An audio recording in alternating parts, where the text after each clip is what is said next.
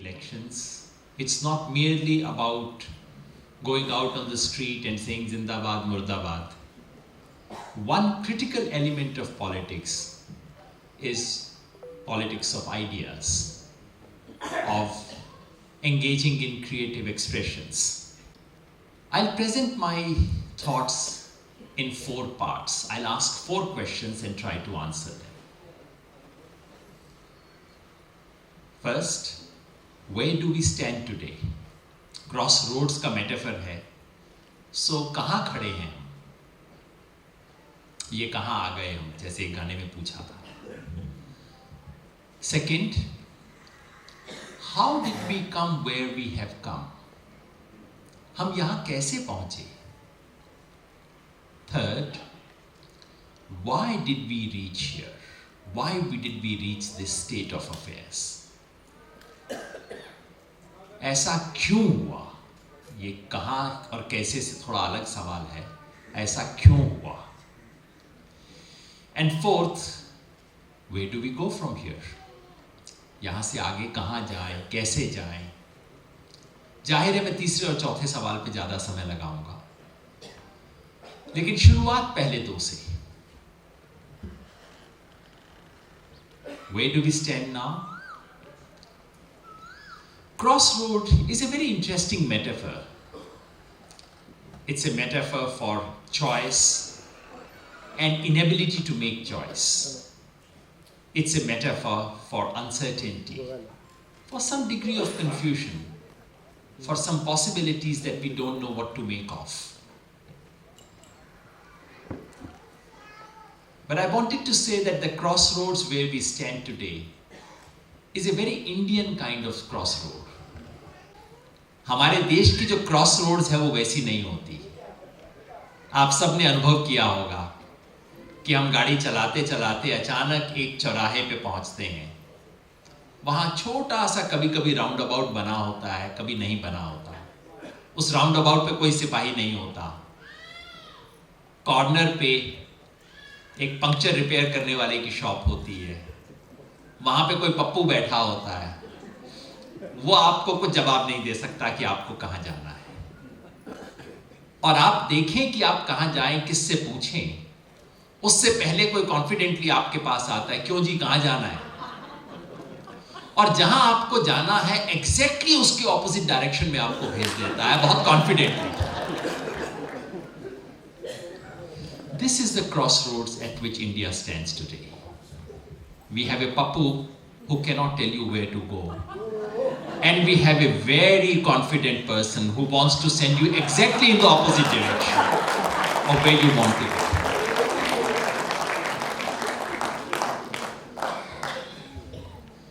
And at the crossroad is, who is this we which is at the crossroads?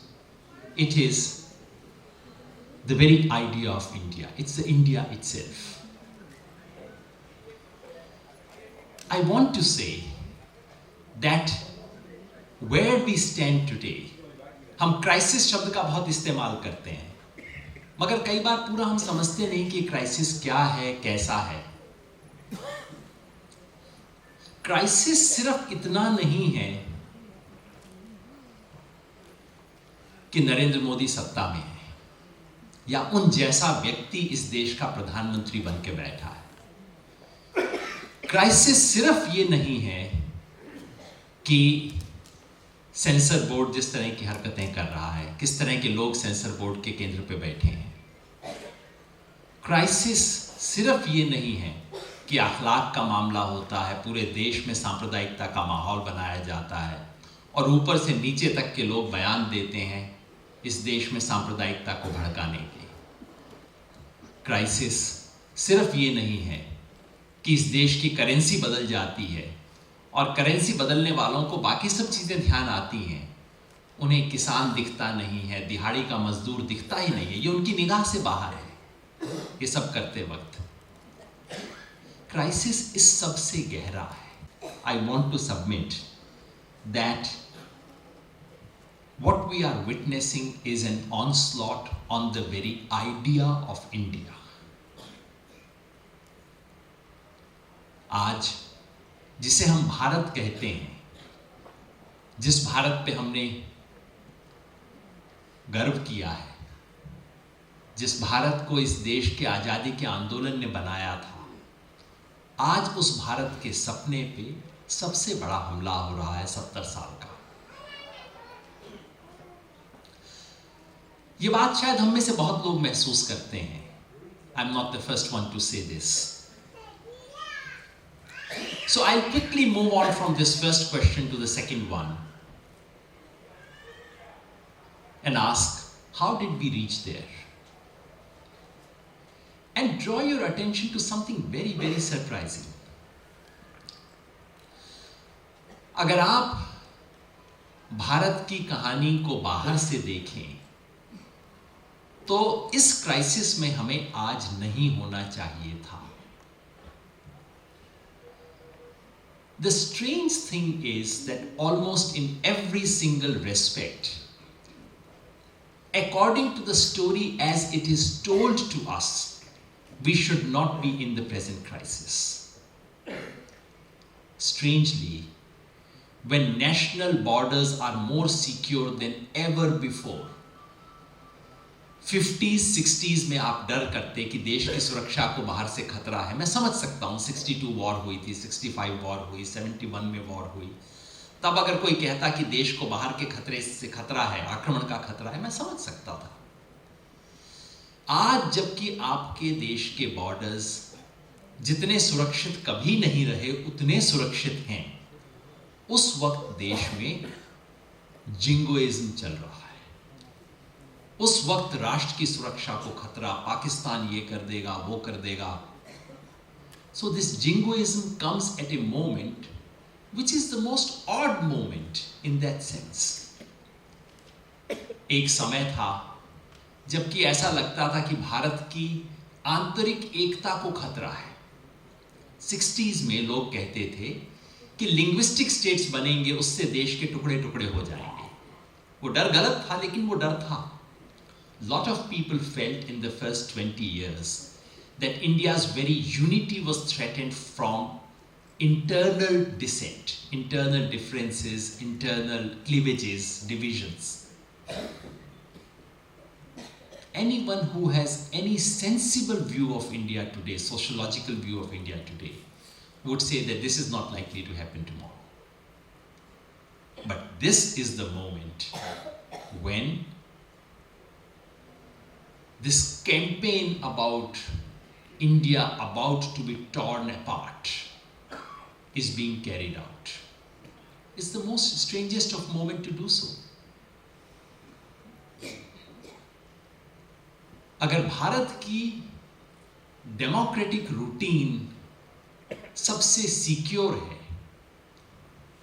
पिछले democratic routine का मतलब 5 साल बाद election होंगे, इलेक्शन में काउंटिंग होगी, काउंटिंग में जो पार्टी जीत जाएगी उसका चीफ मिनिस्टर प्राइम मिनिस्टर बन जाएगा। कोई ये खड़ा होकर नहीं कहेगा कि जीत गए लेकिन प्राइम मिनिस्टर तो मेरा ही बनेगा। ये सब नहीं होता हमारे यहाँ, एक रूटीन है जो बन गया है। आपकी उम्मीद ये होनी चाहिए that when democratic routine is secured, that is when democratic institutions also get strengthened. What we are witnessing is precisely at a moment when democratic routine has been secured, that is when democratic institutions, democratic practices, and even elementary democratic rights are under challenge. You would imagine that when India was poorer, आज से 50 साल पहले जब भारत ज़्यादा गरीब था, उस वक्त अगर कोई कहता कि अभी हम गरीबों की हर एक की चिंता नहीं कर सकते, अभी सिर्फ हमें ग्रोथ चाहिए, अभी सिर्फ पैसा इकट्ठा करें, अभी सिर्फ इकोनॉमी को बड़ा करें, वो सही थी या गलत थी 50 साल पहले आप समझ सकते थे कोई व्यक्ति ऐसी बात करे। But strangely, just when our country has gathered some bit of prosperity, that is when we are completely turning our back to the poor. when we could afford to do something for the poor, that is precisely when we are turning our back to the poor.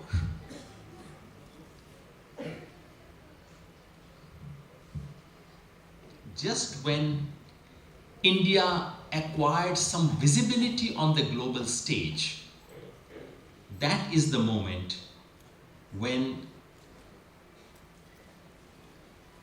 our voice in the international arena is weaker than ever before. आज से 60 साल पहले हिंदुस्तान कोई बहुत ताकतवर देश नहीं था दुनिया में, लेकिन फिर भी हमारा लीडर जब बोलता था उसके पास एक अलग आवाज थी, पूरी दुनिया के पास कहने को एक अलग बात थी उसके पास।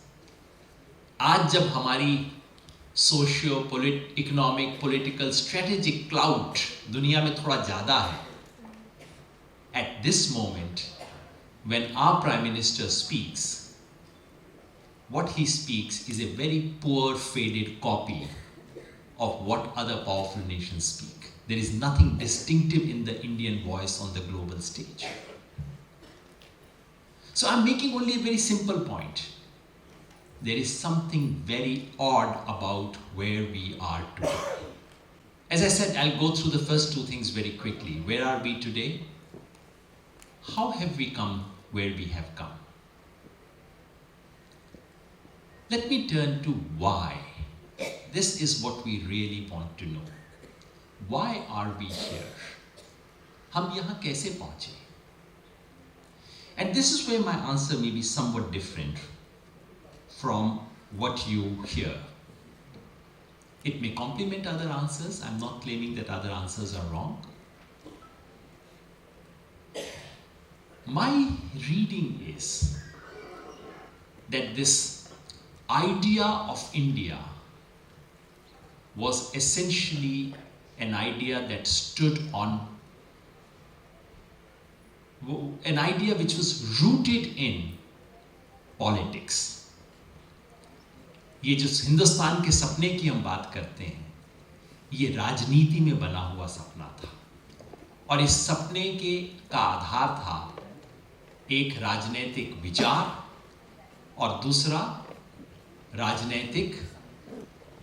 राजनीति का व्यवहार। राजनीति और राजनीतिक विचार, ये दो चीजें आधार थे भारत के सपने के, और आज हम यहां पहुंचे हैं क्योंकि ये दोनों स्तंभ जो हैं ये टूट गए हैं, ये दोनों स्तंभ का क्षय हो गया है। My argument, my basic point is that we are where we are because two of the pillars on which the idea of India stood have been eroded. These are political argument and the practice of politics. Let me say something about each of these. जिस भारत के सपने की हम बात करते हैं, जो हमारी एक पॉलिटिकल कॉमन सेंस बन गई है, हम सब लोग जो अपने आप को प्रोग्रेसिव कहते हैं, अपने आप को अलग अलग नाम से बोलते हैं, हम सब की एक समझ बन गई है कि हिंदुस्तान ऐसा होना चाहिए।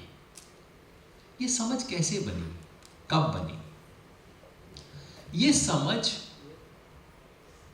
कोई 1850 से लेके सन 2000 के बीच में जो मॉडर्न इंडियन पॉलिटिकल थॉट का ट्रेडिशन था, उससे बनी।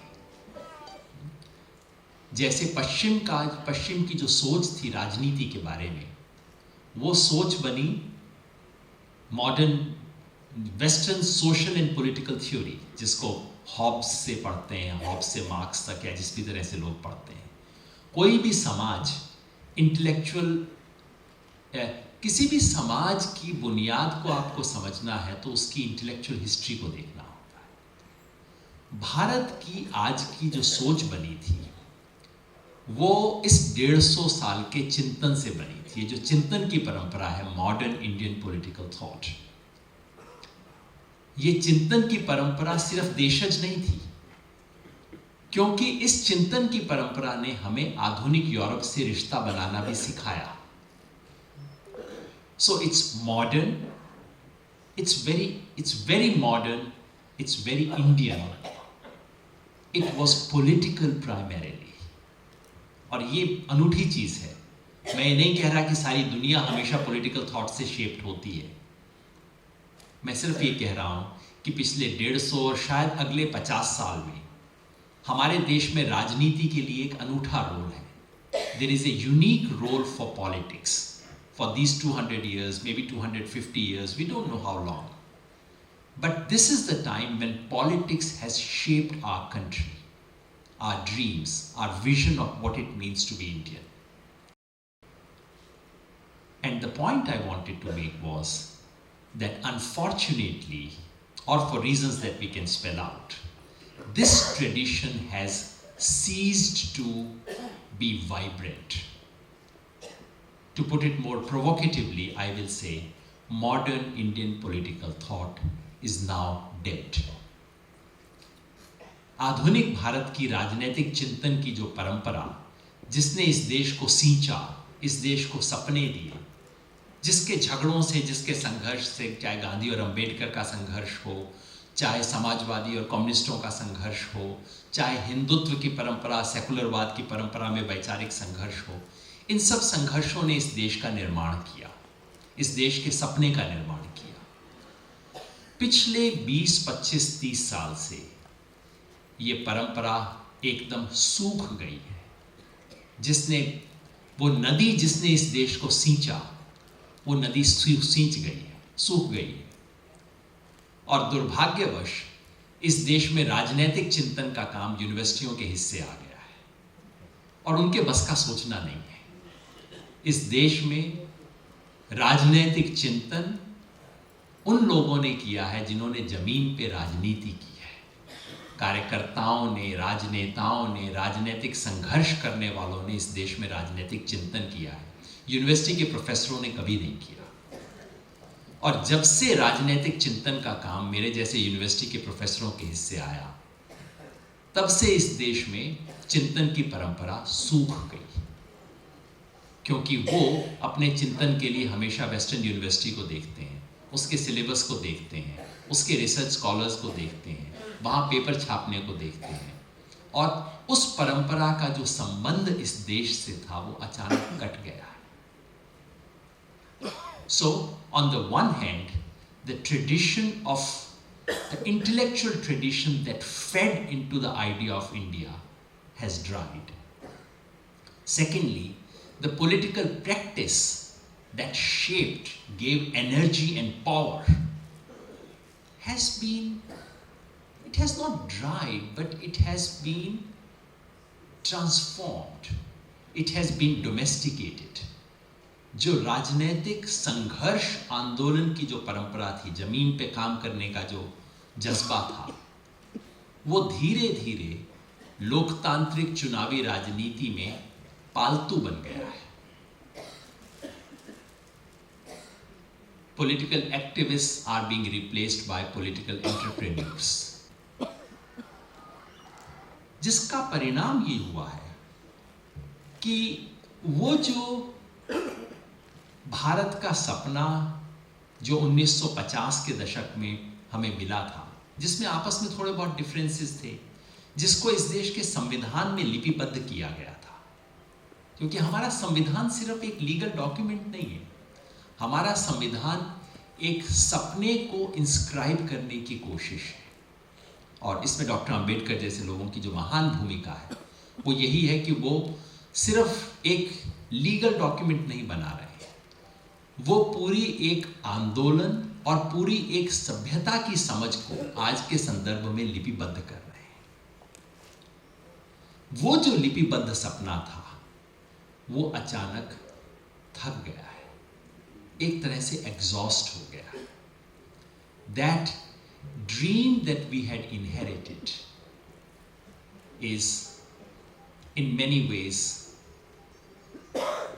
जैसे दवाइयों की होती है ना, एक्सपायरी डेट होती है, इट सडनली एक्सपायर। तो फिर सवाल उठता है, हम यहाँ से आगे कैसे बढ़ें?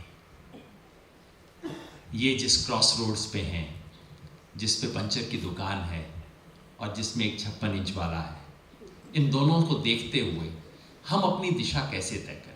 मैं इन दोनों चीज़ों के बारे में एक एक प्रस्ताव रखना चाहता हूँ। जो मैंने कहा है कि हमारे देश की वैचारिक प्रेरणा का स्रोत सूख गया है, हमारी राजनीतिक ऊर्जा दिग्भ्रमित हो गई है, इन दोनों को कैसे जिंदा किया जाए, उसके लिए एक एक प्रस्ताव रखना चाहता हूं। I am suggesting that what we need to do is to reinvent, is to renew the idea of India. आजकल की जनरेशन की भाषा में कहने के लिए कई बार मैं मुहावरा इस्तेमाल करता हूँ कि आइडिया ऑफ इंडिया 1.0 जो था वो एक्सपायरी हो गई उसकी। Now you need idea of India 2.0 and simultaneously we need to reinvigorate the yuga dharma of politics. इन दोनों में एक एक शब्द जोड़ना चाहता हूं। राजनीतिक चिंतन में मैं एक शब्द को लाना चाहता हूं, स्वराज, और राजनीति में, पॉलिटिकल प्रैक्टिस में वो शब्द लाना चाहता हूं, युग धर्म। इन दोनों के बारे में एक एक बात कह के, जब हम स्वराज शब्द के बारे में सोचते हैं तो 20वीं सदी के स्वराज के विचार के बारे में हमारी धारणा पहले ये बनती थी कि अच्छा, ये तो राष्ट्रवादी विचार है। स्वराज का मतलब मेरे देश के लिए आज़ादी, अंग्रेज चले जाए। महात्मा गांधी ने कुछ और कहा था, लेकिन वो रजिस्टर नहीं हुआ हम सबके मन में, जिसका नतीजा ये हुआ कि 20वीं सदी में इस देश को बनाने के सपने और विचार अलग अलग परंपराओं में चले। मेरा सुझाव है कि जो स्वराज का विचार, अगर हम उसे नए संदर्भ में ढालें तो शायद वो एक छतरी है जिसके तहत पूरी 20वीं सदी की वैचारिक धरोहर को हम अपने लिए प्रासंगिक बना सकते हैं, और उस धरोहर में जो कुछ बेकार है उसको हम छांट सकते हैं। कैसे? 20वीं सदी से जो विचार आया स्वराज का, वो एक वन डायमेंशनल विचार था। जो लोग अभी भी स्वराज में तिलक को ज्यादा याद करते हैं, गांधी को कम याद करते हैं। स्वराज मेरा जन्मसिद्ध अधिकार है, मैं उसे लेके रहूंगा, जिसमें स्वराज का मतलब मेरे देश के लिए स्वराज, और स्वराज किससे? बाहरी शक्तियों से मुक्त हो जाऊं तो स्वराज। लेकिन इसका आप विस्तार कीजिए। 20वीं सदी ने इस स्वराज के विचार को हमें अलग अलग स्तर पे सोचना सिखाया है। स्वराज का मतलब सिर्फ मेरे देश के लिए स्वराज नहीं है, स्वराज का मतलब मेरी दुनिया के लिए स्वराज है। स्वराज का मतलब मेरे समाज के लिए स्वराज है, गरीब के लिए, दलित के लिए, औरत के लिए, हर तरह के समाज के लिए स्वराज है। और स्वराज का मतलब अंततः स्वयं मेरे लिए स्वराज है, अपने निजी, अपनी खुदी के लिए स्वराज है। और स्वराज केवल किसी बाहरी शक्ति से मुक्ति का नाम नहीं है। स्वराज एक अंततः एक पॉजिटिव प्रक्रिया है। स्वराज सिर्फ एक नेगेटिव फ्रीडम का नाम नहीं है, ये एक पॉजिटिव फ्रीडम का नाम है। That if we are willing to look at Swaraj not merely at the one plane of Swaraj for something called nation state, but at the global level, at the national level, at the societal level, and at the level of the self. And if we are going to look at Swaraj not merely in the sense of absence of constraints from outside, but also as positive enabling freedom that enables us to realize our own ideals, then suddenly this ideal of Swaraj becomes an all-encompassing idea. अब गांधी और अंबेडकर में क्या एक दूसरे से झगड़ा था, इस 20वीं सदी के झगड़े पे हम 21वीं सदी में कितना समय लगाना चाहते हैं हम तय कर लेते हैं। मैं ज़्यादा समय इस पे नहीं लगाना चाहता, दोनों नहीं है आजकल। हमें आगे देखना है। अगर इस विचार को हम आगे रखेंगे तो हम 20वीं सदी की विरासत ले सकते हैं, और उसकी जो लाश है उसे ढोने से बच सकते हैं। ये विचार के बारे में बोला मैंने। अंतिम बात जो मैं कहना चाहता हूं वो पॉलिटिकल प्रैक्टिस के बारे में है। पॉलिटिक्स कैसे करें, पॉलिटिक्स को हम रीइन्वेंट कैसे करें। मैंने कहा राजनीति युग धर्म है। दुनिया के किसी भी एज में ऐसा नहीं कि पॉलिटिक्स दुनिया के हर देश में सबसे बड़ी चीज होती है। अमेरिका में नोटिस भले ही आज हो रही हो, सबसे बड़ी चीज नहीं है। अमेरिका, यूरोपियन सोसाइटीज में आज पॉलिटिक्स सेंट्रल चीज नहीं है उनके समाज की। लेकिन ये जो हमारा देश है, पिछले 150 साल से और आने वाले 50 साल 100 साल जानते नहीं, politics is the centre of shaping this society. इसलिए लिटरेचर में, फिल्म में सबसे खूबसूरत, सबसे बड़े चेंजेस जो आए हैं वो उन लोगों के आए हैं, and I am very happy to see many of those faces here, जो पॉलिटिक्स से टच में आए हैं। Politics is that live wire that has transformed this society. That's why I call it the yuga dharma. लेकिन ये पॉलिटिक्स जो dead हो रही है, क्योंकि पॉलिटिक्स को हमने केवल इलेक्टोरल एरिना तक लिमिट कर दिया है। मैं प्रस्तावित करना चाहता हूं कि पॉलिटिक्स को हम एक 5 सूत्री एक्टिविटी के रूप में देखें। पंचमुखी राजनीति। पहला, चुनाव लड़ना, सरकार बनाना, सरकार गिराना बहुत अच्छा काम है, करना चाहिए, किसी को जरूर करना चाहिए। इससे अपने पांव कभी भी हटाना नहीं चाहिए। दूसरा, संघर्ष की राजनीति। आज इस हॉल में मैं बहुत साथियों को देख रहा हूं, कार्यकर्ता जो संघर्ष से जुड़े हुए रहे हैं। संघर्ष की राजनीति सत्ता की राजनीति के साथ यदि नहीं चलेगी तो सत्ता की राजनीति बिल्कुल सड़ जाएगी, जो आज इस देश में हो गया है। ये 2 बातें इस हॉल में बैठे हुए ज्यादातर लोग मान लेंगे। लेकिन तीसरी है रचना और निर्माण, कंस्ट्रक्टिव वर्क। ये राजनीति का अनिवार्य हिस्सा है। नहीं तो संघर्ष की राजनीति बीमार हो जाती है जब वो रचना और निर्माण का काम नहीं करती। चौथा, ज्ञान का निर्माण, नए विचारों का निर्माण। नहीं तो राजनीति खोखली हो जाती है, जैसे इस देश में हो गई है। जब तक नए विचार राजनीति में नहीं आएंगे, राजनीति का काम है नए विचारों के निर्माण के लिए दरी बिछाना और उन विचारों को एम्प्लीफाई करना, उनके लिए लाउड स्पीकर देना। ये राजनीति का अनिवार्य अंग है। और 5वां, जो आपको अटपटा लगेगा, लेकिन पिछले कुछ समय से मैं बहुत ध्यान से सोच रहा हूं, वो है अपने इनर सेल्फ को ट्रांसफॉर्म करने की पॉलिटिक्स। राजनीति में हम सारी दुनिया को बदलना चाहते हैं। हम चाहते हैं कि प्रोलेटेरिएट जो है अपना धर्म छोड़ दे, अपनी जाति छोड़ दे। लेकिन मैं अपनी हैबिट्स ना छोड़ूं, मैं अपना झंडा ना छोड़ूं, मैं अपना लेटर हेड ना छोड़ूं, अपनी ईगो ना छोड़ूं, लेकिन वो सब कुछ छोड़ दे, वो नहीं हो सकता। Politics in the last instance has to be transformation of your inner self. The pathology of today is that we have let out these activities. आज हमने इस देश में 5 काम उधार पे दे दिए हैं। चुनाव लड़ने का काम हमने पार्टीज के हाथ में दे दिया है कि तुम जाके लड़ो। संघर्ष करने का काम हमने आंदोलन वालों को दे दिया है। पार्टियां सिर्फ मशीन बन गई हैं पैसे की और सत्ता की। आंदोलन में भी पैथोलॉजी आ जाती है, बीमार हो जाते हैं आंदोलनकारी जो केवल आंदोलन करते रहते हैं। रचना का काम हमने एनजीओज को दे दिया है। उनमें से आधे क्या करते हैं आप जानते हैं, दुकान होती है वो तो। ज्ञान का काम हमने यूनिवर्सिटीज को दे दिया है। उन बेचारों को एग्जामिनेशन स्क्रिप्ट मार्क करने से फुर्सत नहीं मिलती। ज्ञान से इस देश की यूनिवर्सिटियों का कोई संबंध नहीं बचा है। और इनर सेल्फ का काम हमने बाबा और गुरु के हाथ में दे दिया है। कम से कम आधे फ्रॉड है उनमें से। So the point I'm making is politics has to be about recovery of all these 5.